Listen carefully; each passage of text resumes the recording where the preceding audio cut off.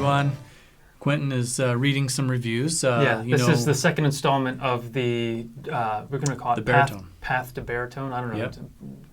Journey of two Baritones. Yep. Whatever you want to call it. It's Quinton is really struggling here. He's trying to decide between a 6-string baritone and an 8-string baritone. And, we wanted to address a few things. So welcome, everybody. Welcome back. We'll just make this one quick. We're just trying to help Quinton here. And there was a couple questions about this whole baritone thing you're going down, this path you're going down. No, well, first I'll just say thanks to everyone who has responded so far with all the helpful comments. They really are helpful. It's the YouTube version of the angel and the devil speaking, preferences. One of the issues that really, and this is exactly, I thought about it, but I really hadn't considered it. But so many folks are pointing out, well, if you get the 8-string, it's potential. You take the 2 strings convert off. it, you get a different saddle or Let me touch base on that. Yeah, this is a lot. I saw a lot of that. People say, well, just get the 8, take off the 2 strings. Mm-hmm. Not quite that easy. You can, but see the spacing here. So if you just took off those two octave strings, you can see between the A and the D, it's a wider spacing. And, if these were reversed right here, you'd probably have about the same spacing. Mm-hmm. In a nutshell, what that means is we'd have to do a new nut. Mm-hmm. So you could. There's no problem with that. But, like if you bought the 8-string and you're like, I just don't like this thing anymore, and you want to go to 6-string for a while, no problem. We could swap the nut out, exact same guitar. You just wouldn't have those 2 octave strings, right? And so now the question was also about, so we understand the nut, where it's got 8 slots now, and you would have more evenly distributed for the 6-string. Right.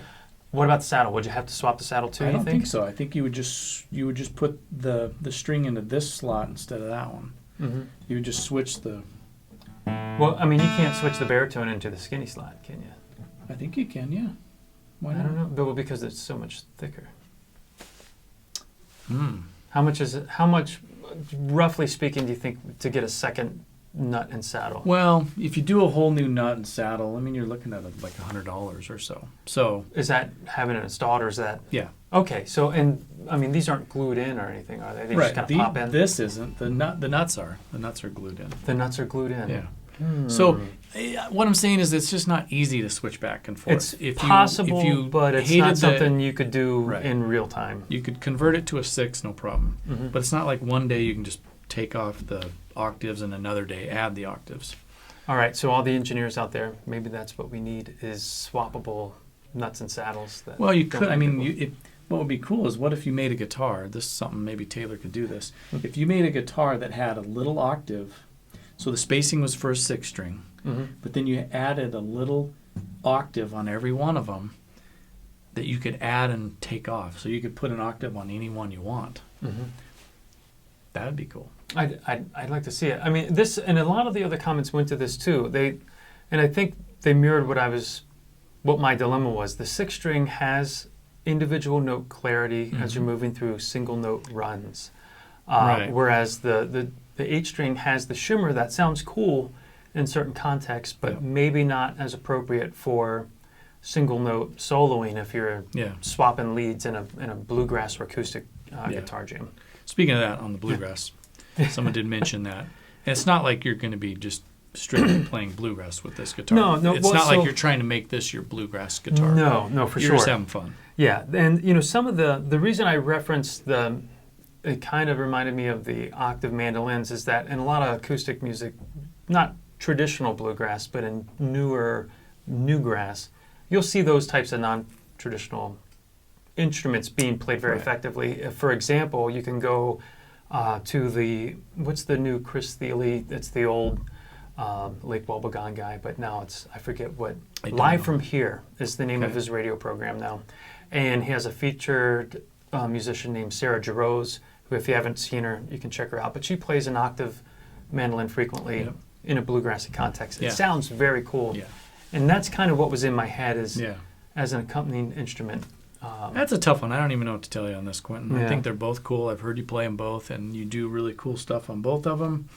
What else? What did we need to address here? Well, there's a question here, and I appreciate that a lot of folks are saying, hey, don't buy one just because you think you want to model, make sure it speaks to you, Yeah. make sure it feels right.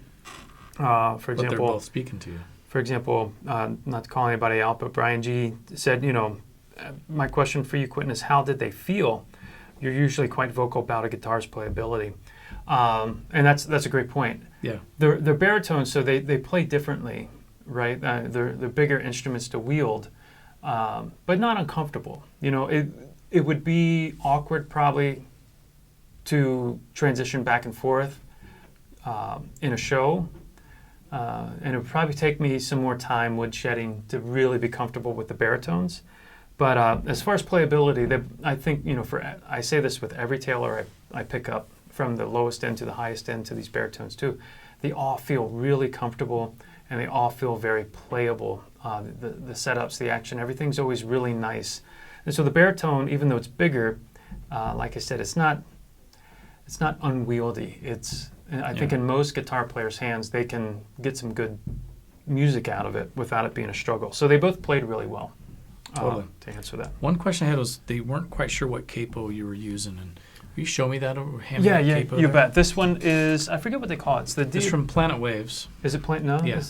Yeah, Planet Waves. That's a Planet Waves. Yep. I thought that was Diodario. Diodario is Planet Waves. Same thing. Oh, okay. Yep. So there you go. Yeah, Diodario, Planet Waves. So as you can tell, I'm not a gearhead.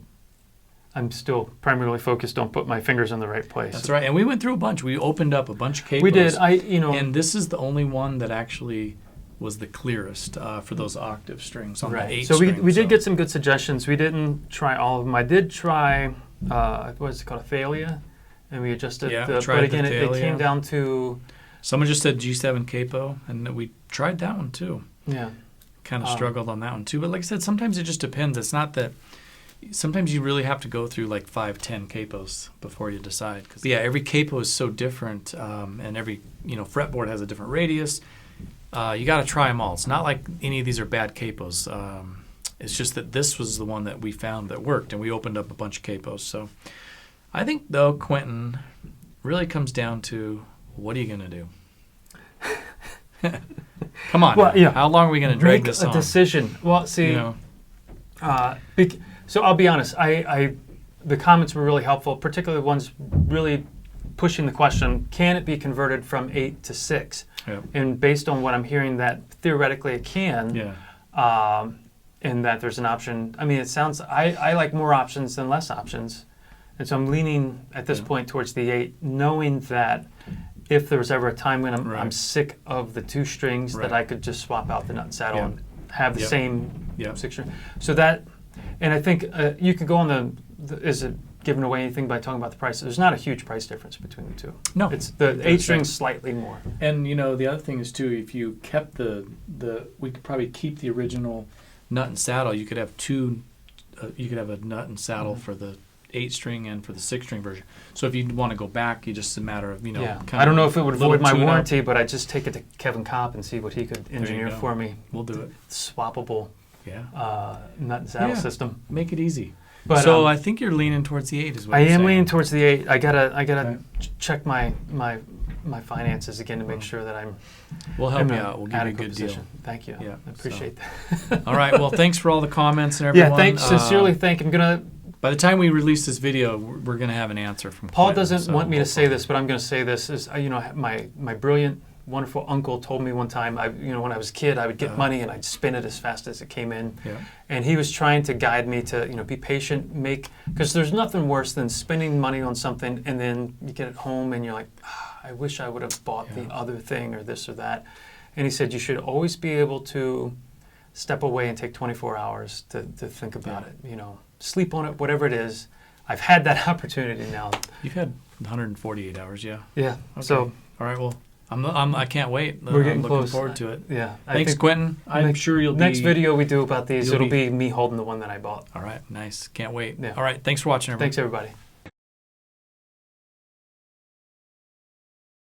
On behalf of Music Villa and all your wonderful reviews, we are giving you the 8 string. Music Villa is going to give that to Quinton because we just love what you do for us here.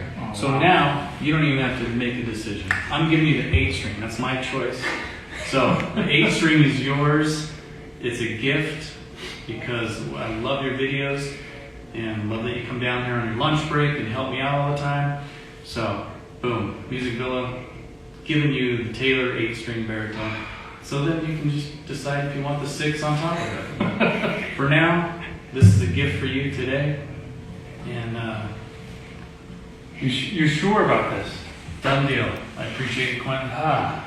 That's it. Wow. Okay. There you go. Decision I don't know what How's to that? say. I don't know what to say. I do these because I love playing guitar and I love Music Villa. I really do. I love the store. I love the community, both in person and the virtual community out. Well, I know this, gig doesn't pay a lot, but good thing you have a full-time gig. I do have. Yeah, I'm not quitting my day job. You're not quitting your day job for what we do for you, but this is Are you just sure? a nice Are you gesture. sure you don't? Done deal. There you go, people. 8-string it is. 8-string. There it is. Wow. So you too can find your local generous music store, start creating videos, and then this is how you know you've arrived. It's when I'm finally sponsored. I've got my first sponsorship deal. Taylor through Music Villa. Thank you, Paul. Yes. Very much. Thanks, everybody.